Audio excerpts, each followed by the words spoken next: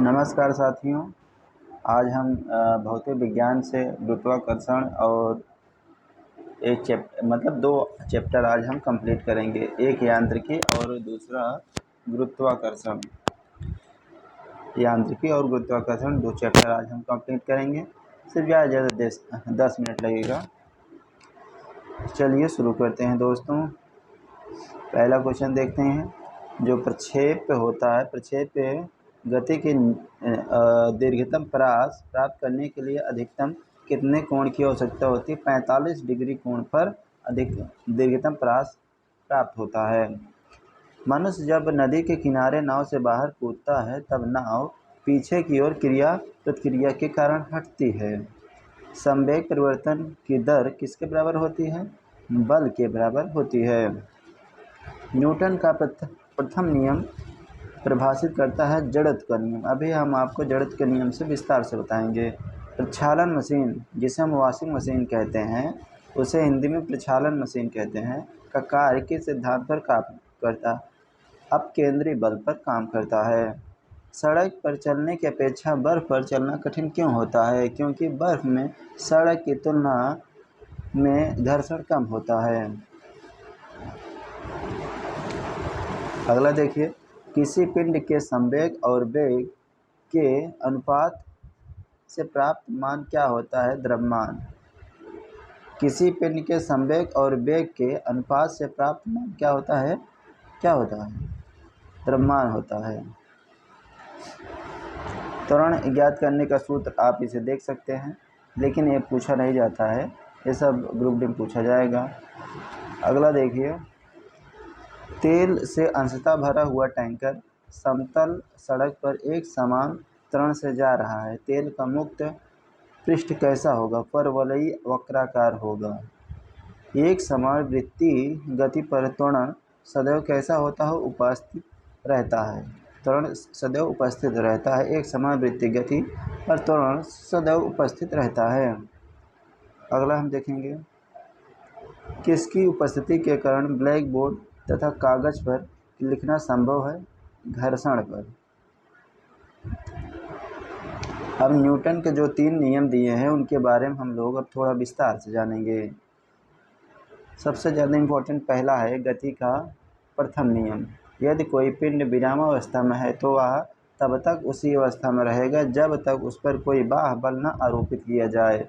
जैसे चलती गाड़ी के रुकने पर बैठे यात्री का आगे की ओर झुकना, पेड़ से फल टूटकर नीचे गिरना, कपड़े को डंडे से पीटने पर धूलकण अलग होना, यानी न्यूटन का पहला नियम है गति का। द्वितीय नियम, किसी वस्तु के संवेग परिवर्तन की दर उस पर लगाए गए बल का समानुपाती होती है तथा संवेग परिवर्तन की दिशा बल के अनुदिश होती है। यानी गेंद पकड़ते समय अब आप देखते होंगे या आप भी मैच खेलते होंगे, तो अगर हाथ में आता है तो हाथ अपने पीछे कर लेते हैं जिससे कि चोट न लगे। और तीसरा नियम क्रिया प्रतिक्रिया का नियम भी इसे कहा जाता है। जैसे बंदूक की गोली आप चलाते हैं तो बहुत तेज़ झटका देता है तो आप पीछे धक्का लगता है। जैसे रॉकेट वायुयान की गति, चाप्पू चलाने पर नाव आगे बढ़ना। अगर आपसे क्वेश्चन पूछा जाता सिर्फ जितने उदाहरण हैं यहीं से क्वेश्चन बनता है कि यह कौन सा नियम है। अब अगला हम देखेंगे ऊर्जा संरक्षण, एनर्जी कंजर्वेशन से क्या आशय है? ऊर्जा ना तो सृजन किया जा सकता है, ना ही इसे नष्ट किया जा सकता है। अंतरिक्ष से गिरता हुआ पिंड पृथ्वी के वायुमंडल में प्रवेश करने पर क्यों जल जाता है? वायु के घर्षण के कारण जल जाता है। अगला देखिए, ग्रही पिंडों की परिक्रमण गति यानी ग्रहों द्वारा सूर्य का परिक्रमण में प्रभावी बल क्या है? अभिकेंद्री बल। जो वॉशिंग मशीन होती है अपकेंद्री बल पे काम करती है, और जो ग्रहों द्वारा सूर्य की परिक्रमा करता है अपकेंद्री बल के द्वारा। दूध मथने के पश्चात जो क्रीम का दूध से पृथक हो जाने का कारण क्या है? अपकेंद्री बल। ऊर्ध्वाधर गति को क्या कहते हैं? वायु प्रक्षोभ कहते हैं। रॉकेट किस सिद्धांत पर काम करता है, ये क्वेश्चन पूछा जाएगा संवेग संरक्षण के सिद्धांत पर। अगला हम देखेंगे सरल आवर्त गति के दोलन में किसकी आवश्यकता होती है, यह प्रत्यावस्था एवं जड़त्व दोनों की आवश्यकता होती है सरल आवर्त में। कमानी तुलक किस सिद्धांत पर कार्य करती है, हुक के नियम के अनुसार काम करती है।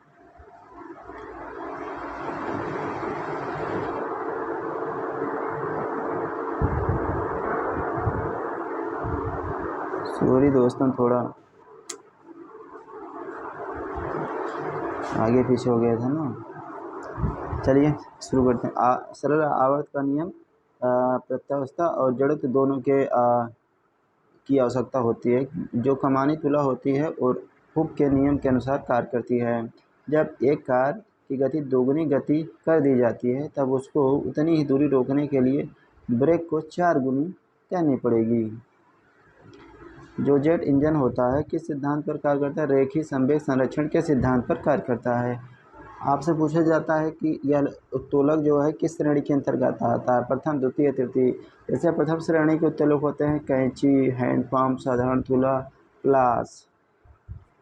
और द्वितीय श्रेणी के अंतर्गत सरौता, नींबू निचोड़ने वाली मशीन। और तृतीय श्रेणी स्टेपलर, चिमटा, मनुष्य के हाथ जिससे हम पकड़ सकें, कुछ सामान उठा सकें पकड़ के।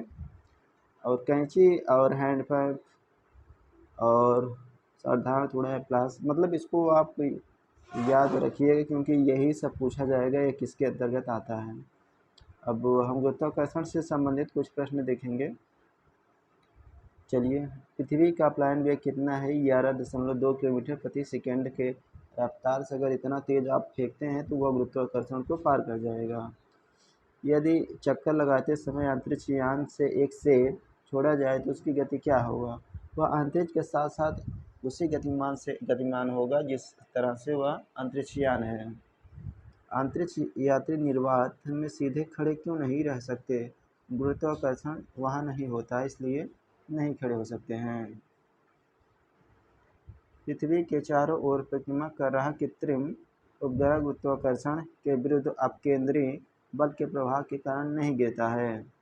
एक भू उपग्रह किस बल के प्रभाव से अपने कक्ष में निरंतर गति करता रहता है, अपकेंद्री बल के द्वारा वह निरंतर गति करता रहता है। अगला हम देखेंगे चंद्रमा की सतह पर प्लायन वेग पृथ्वी की सतह की अपेक्षा कम होता है क्योंकि चंद्रमा की त्रिज्या पृथ्वी की त्रिज्या से कम है। भारहीनता की स्थिति का कारण है, गुरुत्वाकर्षण की शून्य स्थिति का कारण है। एक लड़की अगर झूला झूल रही है, मतलब झूला पे बैठी हुई है, अगर अचानक वह खड़ी हो जाती है तो उस पर क्या प्रभाव पड़ेगा, उसके आवर्तकाल कम हो जाएगा। लोलक की लंबाई बढ़ जाने के कारण लोलक की घड़ी गर्मियों में धीमी हो जाती है जबकि शीतकाल में तीव्र हो जाती है। लोलक की घड़ी गर्मियों में धीमी हो जाती है और ठंडी में तेज हो जाती है। हवा में लोहे और लकड़ी की समान भार के गेंद को समान ऊंचाई से गिराने पर क्या प्रतिक्रिया होगी, लकड़ी की गेंद बाद में गिरेगी, लोहे की गेंद पहले गिरेगी। यदि वायु प्रतिरोध का नगण्य कर दिया जाए, एक समान आकार लकड़ी, लोहा और मोम के एक टुकड़े को समान ऊंचाई से पृथ्वी पर गिराया जाए तो सभी एक साथ पृथ्वी पर पहुंचेंगे। जहां मतलब गुरुत्वाकर्षण ना के बराबर हो, वहाँ कोई वायु ना हो। पृथ्वी के किस स्थान पर किसी पिंड का भार सर्वाधिक होता है, ध्रुवों पर, और सबसे कम होता है भूमध्य रेखा पर, विषुवत रेखा पर। पृथ्वी की के केंद्र से ध्रुवों की दूरी कम होने के कारण ध्रुवों पर स्थिर पिंड पर पृथ्वी द्वारा अधिक गुरुत्वीय आकर्षण बल आरोपित होगा, इसलिए ध्रुवों पर उसका भार पृथ्वी पर स्थित किसी अन्य स्थान से अधिक होगा। ये सब क्वेश्चन पूछा जाने वाला है, जो भी क्वेश्चन आप देख रहे हैं ये सब क्वेश्चन पूछा जा चुका है। लिफ्ट में बैठे हुए एक व्यक्ति का भार कब सर्वाधिक महसूस होगा? जब लिफ्ट त्वरित गति से ऊपर जा रही हो, तब उस समय मतलब व्यक्ति का भार सर्वाधिक होगा। एक भूतुल्यकाली उपग्रह परिक्रमण की अवधि कितनी होती है? 24 घंटे। यदि पृथ्वी और सूर्य के मध्य दूरी दुगनी होती है तो सूर्य द्वारा पृथ्वी पर गुरुत्वाकर्षण का बल वर्तमान का 1/4 भाग होगा। लोलक की समयावधि किस पर निर्भर करती है? लोलक की लंबाई पर। पृथ्वी का गुरुत्वाकर्षण बल यदि अचानक लुप्त हो जाए तो इसका परिणाम क्या होगा? पृथ्वी पर स्थित वस्तुओं का भार शून्य हो जाएगा, लेकिन द्रव्यमान अपवर्तित रहेगा। पृथ्वी पर जी का मान अधिकतम और चंद्रमा पर जी का मान पृथ्वी के त्वरण का 1/6 होता है। पीसा की झुकी हुई बुनियाद गिरती क्यों नहीं? इसका कारण क्या है? गुरुत्व केंद्र से जाने वाली ऊर्ध्वाधर रेखा तल के अंदर से रहती है। यदि कोई ऊपर से गिराई जाती है, यदि कोई वस्तु ऊपर से गिराई जाती है तो उसके भार पर क्या प्रभाव पड़ेगा? वस्तु का भार अपवर्तित रहेगा। जब हम भूमध्य रेखा से ध्रुवों की ओर जाते हैं तो जी का मान बढ़ता है। चक्री झूले से झूलते समय व्यक्ति को बाहर और धक्का क्यों महसूस होता है? अपकेंद्री बल के कारण।